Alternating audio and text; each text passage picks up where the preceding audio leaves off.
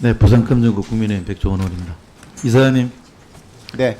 그 봉단을 진행하고 있는 담배 소송에 대해 질의하겠습니다. 네. 자료를 보시겠습니다. 질병청 연구자료에 따르면 국민들이 직접 흡연으로 18년도에는 64,157명이 사망했고 19년도에는 58,036명이 사망했다고 하는 추정 자료가 나와 있습니다. 또한 지속적인 가접흡연 노출로 인해서 하루에 5에서 10개 피 정도 흡연하는 흡연자 수준과 마찬가지로 폐 기능이 저하된다는 보고서입니다. 다음 자료 보시겠습니다. 흡연관리 질환으로 인한 총 진료비는 지난 5년간 17조 3,758억 원입니다. 여기서 건보재정 지출은 14조 6,470억 원으로 계속해서 증가하는 추세로 작년에는 5년 전에 비해 15.4% 증가한 3조 2,591억 원을 지출하였습니다. 이런 상황이기 때문에 흡연으로 인한 건강 문제는 계속해서 제기되고 있습니다. 현재 건보공단은 2014년부터 일부 폐암, 구도암을 진단받는 환자에게 지출된 진료비에 대해 손해배상 소송을 시작한 지 벌써 10년이 네. 지났고 1심에서 공단이 패소했고 항소를 제기한 지 벌써 4년째입니다. 네. 이사님께서 공단은 담배 회사가 담배라는 치명적인 유해 물질을 제공하고 막대한 이익을 얻으면서도 아무런 책임을 지지 않고 있기 때문에 소송을 제기한 것 맞습니까? 예, 그렇습니다. 다음 자료 보시겠습니다. 하지만 1심 결과를 보시면 재판부는 주요 쟁점에 대해 전부 인정하고 있지 않습니다. 이사장님 호흡기내가 전문의로 여기에 대해 누구보다 전문가이신데 1심에서 패소한 이유를 무엇 때문이라고 보시는지요? 아마 논리가 그때는 저희가 좀 부족했었다 그렇게 생각을 하고 그 이후에 개별 그 면담을 통해서 담배가 일으키는 심각한 정확하게 이제 담배가 일으킬 수 있는 질환들을 따로 찾아내서 지금 광범위하게 면접을 진행을 했고요. 또 그 외에 담배가 폐암을 일으킨다는 것은 너무나 자명한 팩트인데도 불구하고 법원에서 이제 인정을 못하는 부분에 대해서 지속적으로 준비를 해왔습니다. 네, 다음 자료 보시면 대한금연학회지에서 연구자료를 발표한 내용인데 흡연이 암 발생에 기하는 정도가 높다는 자료입니다. 그 다음 자료 보시면 비흡연자 대비 흡연자의 암 발생 상대 위험도가 폐암의 경우 41.2배, 구도암의 경우 6.8배로 흡연과 연관성이 높다고 합니다. 그럼에도 1심에서 공단은 패소하였습니다. 그러나 해외 사례를 보면 미국과 캐나다의 경우에는 승소 판결이 많았다고 하던데 우리나라 재판과 어떤 차이점이 있는 것입니까?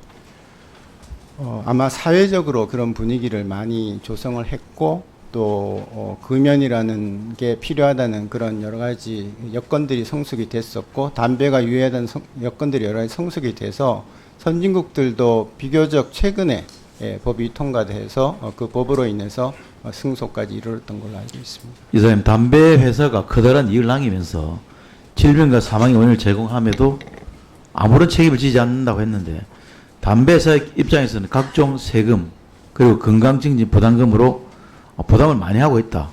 또 너무 과한 것 아니냐. 이런 주장에 대해서는 어떻게 생각하십니까? 그것은 악의 눈물이라고 생각합니다. 지금 여러 가지 계로를 통해서 이 재판에 대해서 우위에 서기 위해서 오랫동안 노력을 해왔던 회사들이고요. 거기에는 또 안타깝게도 우리나라 회사도 들어가 있습니다. 십자 변론이 11월 6일에 있고 항소심도 거의 막바지에 있습니다. 건보공단에서는 국민적 지지 여론과 국회 차원의 지지를 필요로 하는 것 같은데 이사장님 직접 찾아다니면서 노력해 주시고 관련 자료를 보고해 주시기 바랍니다. 예.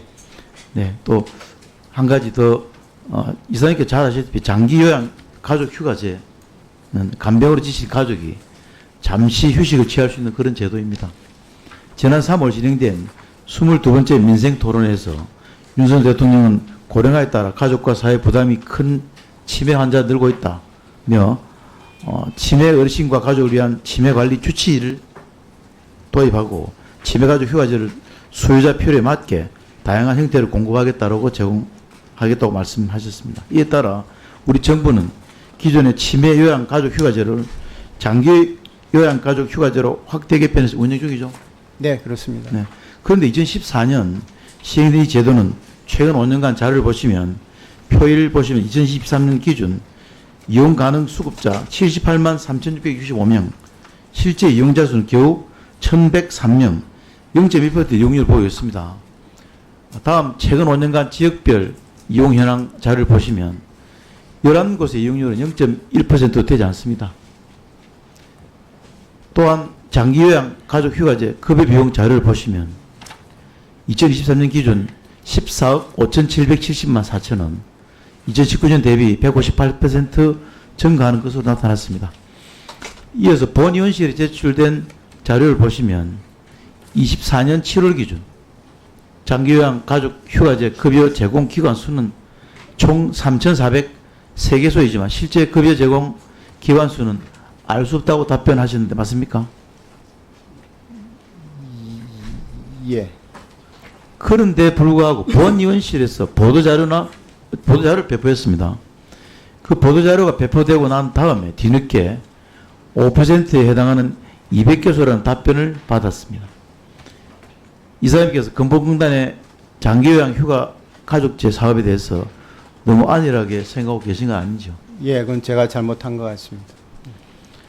이사님, 우리나라는 현재 어느 나라보다 빠르게 초고령 사회로 진입하고 있기 때문에 돌봄, 간병, 요양에 이르기까지 어르신들을 위한 종합적인 대책과 환자 가족들에 대한 개선이 필요하다고 생각합니다. 네. 환자의 가족들이 제도에 대해 인지하여 원활하게 이용할 수 있게 또 실효성 있는 대책을 마련해서 종합감사 전까지 본의원실에 검토 보고해 주시기 바랍니다. 예, 그렇게 하도록 하겠습니다. 네, 위원장 이사입니다. 네, 다음은 선미화 의원님 질의하시겠습니다.